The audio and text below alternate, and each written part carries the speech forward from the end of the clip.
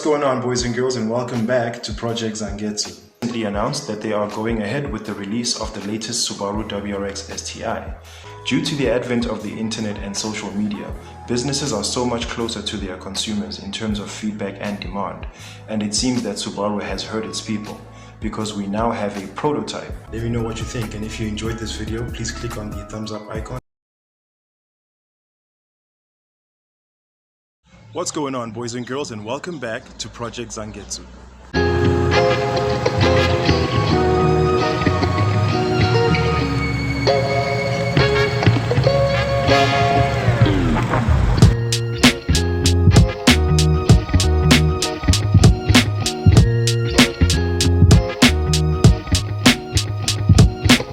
Okay guys, so welcome back to another automotive news segment of Project Zangetsu. So today's story that I want to talk about is one that I find pretty interesting.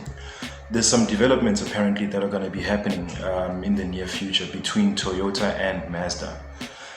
Some rumors have been swirling around for some years already that Mazda is actually looking to develop a new successor to the RX-8 and RX-7. A car it's going to be a rotary engined car as well, and it's going to be more a successor of the RX-7 more than the RX-8 because I mean, if you're a car enthusiast at all, you'll be very much aware that as far as popularity is concerned, the RX-7 far surpasses the RX-8.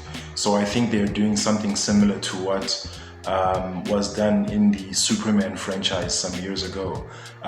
Those of you who are geeks or movie buffs will know that back in the day we had Christopher Reeve's Superman movies, Superman 1, 2, 3 and 4, and 3 and 4 were among the less liked iterations of those movies. And years later Bryan Singer did Superman Returns, which was a successor to Superman 2 specifically.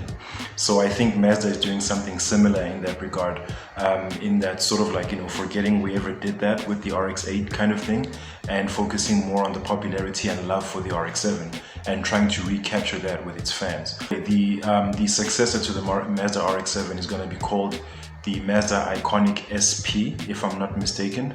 At least that's the working title name that they're going with, because I think they only have a concept or a prototype so far for that car. But the main story that I'm going to be talking about today is that Toyota and Mazda apparently are going to be collaborating to develop a new Supra that's going to feature a engine that's actually developed by Mazda. So we all know that the latest iteration of the Toyota Supra, which was brought back to us recently, had a BMW B58 engine in it. It was an inline 6, I think, 3-liter turbocharged engine, and so I'm not sure why they are now going with Mazda. It could be that there's some sort of agreement that had like a sort of like time limit on it between Toyota and BMW in their co-development of the Mark V Supra, which may have expired by now. So now they're looking for someone else to partner with in development of an engine. So I always used to wonder why they had to collaborate with BMW in the first place, because I mean, speaking from a fan perspective, you know, you get JDM camps and you get Euro camps and all of that stuff, and different factions of car culture. So as someone who is a big fan of the JDM camp, sorry, I've always sort of like been a bit, I guess, disgruntled by the fact that they didn't bring back another version of the 2JZ engine, which is such a iconic, legendary engine, one of many from Toyota, for example, for that matter. Because like to give an example of like some of the iconic engines they've made, I used to own a 1989 Toyota Corolla twin cam 16-valve GLI Executive, which had the famous 4AGE engine in it, 16-valve. So that engine was quite a gem in the automotive world, because you know it was designed in conjunction with Yamaha, and apparently so was the 2JZ. And with the 4AGE specifically, because I know it specs better, it had a cast iron block, and the engine head was designed in conjunction with Yamaha, who, as we all know, is a motorcycle manufacturer. And the reason for that particular collaboration was to make sure that the engine could rev higher than what would normally be expected for an engine in its class. And even its power levels were above what would be expected for a 1.6 liter normally aspirated engine. So this is one of the reasons why I was always hoping that when the new Supra comes out, it would come up with a Toyota engine. But instead it came up with a BMW engine. But I guess that's a little bit of hope for us JDM people, because at least, even though it's not a purely Toyota production, it's going to be at least a JDM production, in that they are partnering with another Japanese automotive manufacturer, just to keep things a little bit more pure. I mean, not that I'm trying to incite some sort of politics or racism here. The thing that I'm mostly trying to make a point of is purity of where these engines come from and the Japanese heritage that's in there, because I've always been a fan of the fact that JDM cars were always considered the underdogs in comparison to other cars, especially if you think of things like American Muscle, where most of those cars are above, V8 and V10 and things like that. Like the smallest engine that you would find in a car that's considered a muscle car would be a V6 engine with a supercharger on it. So Japan has always been the underdogs, with mostly their 4-cylinder cars and stuff like that. It's one of the reasons why I'm such a big fan of the Subaru brand as well, because all of their performance cars are under 6 cylinders. They do have some 6-cylinder variants which were found in cars like, I think it was the Subaru SV, Impreza SV or something like that, with the, I think it's got the, what is it again? The EG33 engine. And then you also had other cars like the Tribeca that had the EZ33 engine, which was also a 6-cylinder boxer engine. But most of them, like the STI for example, and all of its variants, were all 4-cylinder EJ motors. So that's the thing that I've always liked about Japanese car manufacturers. They really exemplified what it is to be the underdog that comes up with an amazing unexpected victory. So I'm glad that they are in a way getting back to those roots by pairing up with another Japanese automotive manufacturer in Mazda. So I'm very excited to see what the results will be.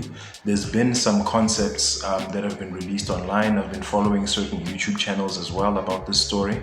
Apparently there is a vehicle that they are looking to release, which is going to be, its platform is going to be used for multiple different types of vehicles. It's going to be primarily developed for the Lexus brand. It's going to be a car that's is a replacement for the LF models and other performance models in that range.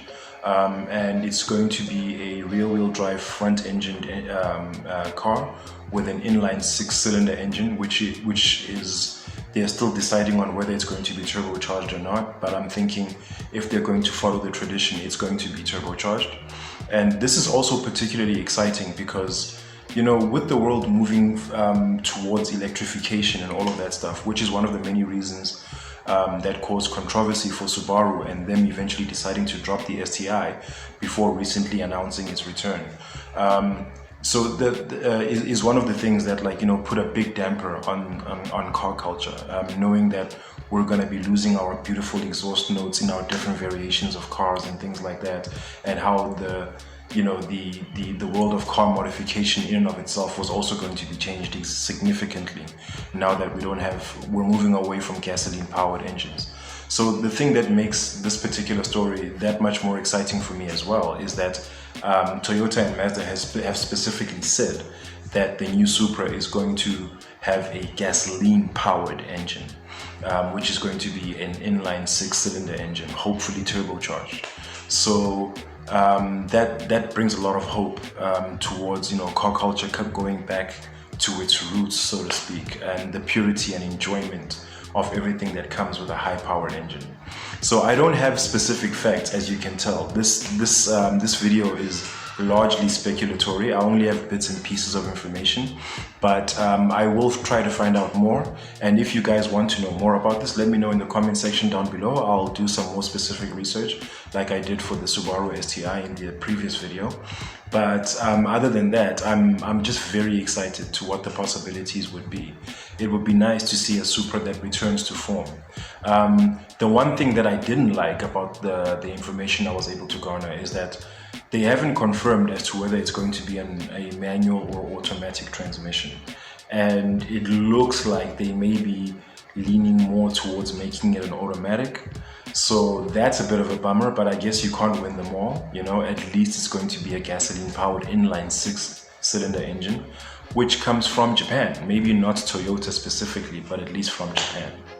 So that's going to be it for my story today, guys. Let me know what you thought of it. If you enjoyed it, please leave us a like and subscribe for more videos like this.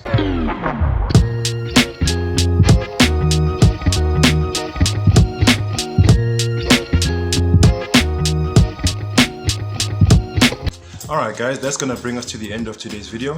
If you enjoyed it, please go ahead and click on the thumbs up icon to leave us a like. And if you'd like to see more from Project Zangetsu, please go ahead and click subscribe. And be sure to hit that bell icon so you are notified each and every time I drop new content on this here channel. As usual people, take care of each other, stay awesome, and keep the dream alive. Peace.